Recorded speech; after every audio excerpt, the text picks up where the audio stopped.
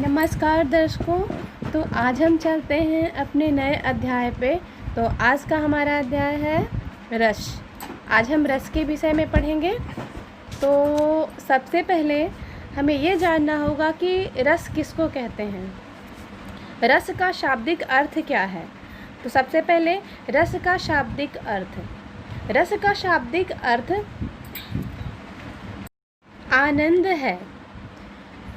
काव्य को पढ़ने या सुनने में हमें जो आनंद की अनुभूति होती है उसे हम रस कहते हैं। तो रस को काव्य की आत्मा भी कहा जाता है और एक प्रकार से कह सकते हैं आप काव्य के अध्ययन से हमें आनंद की प्राप्ति होती है, अर्थात हृदय में एक अनिर्वचनीय भाव का संचार होता है जो आनंद स्वरूप है और यही अलौकिक आनंद रस कहलाता है। तो इस प्रकार हमने जाना कि रस की परिभाषा क्या होती है और रस का शाब्दिक अर्थ क्या होता है, और फिर हम लोग आगे चलते हैं रस की उत्पत्ति पे। रस की उत्पत्ति कैसे हुई। तो सबसे पहले भरत मुनि ने अपने नाट्य शास्त्र में रसों को वैसह अर्थात रस ही ब्रह्मा है ऐसा कहा था।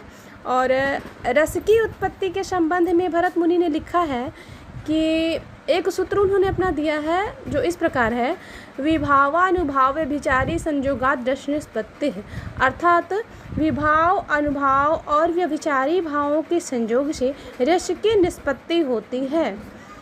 तो इस प्रकार भरत मुनि ने रसों की संख्या 8 मानी है और इसके तत्वों की संख्या 4 मानी है।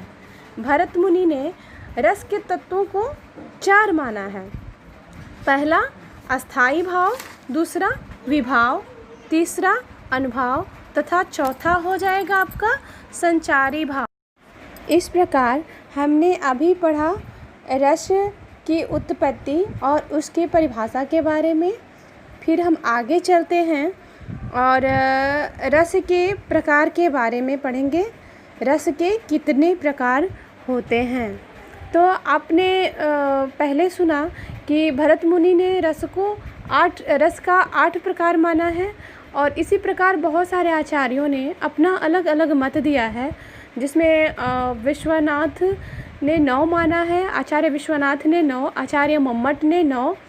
और इस प्रकार सर्वमत के अनुसार प्रारंभ में रस को 9 माना गया और उसके बाद 2 और रसों को उसमें जोड़ दिया गया, जो वात्सल्य और भक्ति रस, ये दोनों को जोड़ के, और अब इसकी मान्यता 11 हो गई है, अर्थात अब रसों की संख्या 11 है,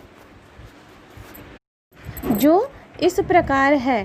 पहला श्रृंगार रस, दूसरा करुण रस, तीसरा शांत रस, चौथा रौद्र रस, पांचवा वीर रस, छठा हास्य रस, सातवां भयानक रस, आठवां विभत्स रस, नौवां अद्भुत रस, 10वां वात्सल्य रस और 11वां हुआ भक्ति रस।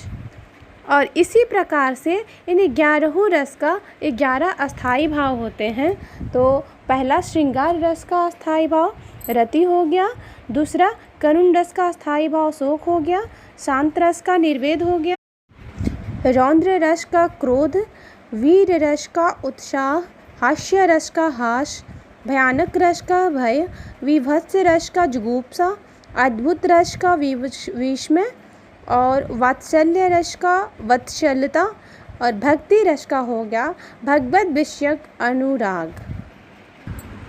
और इस प्रकार ये हुए 11 रस और उनके अस्थाई भाव।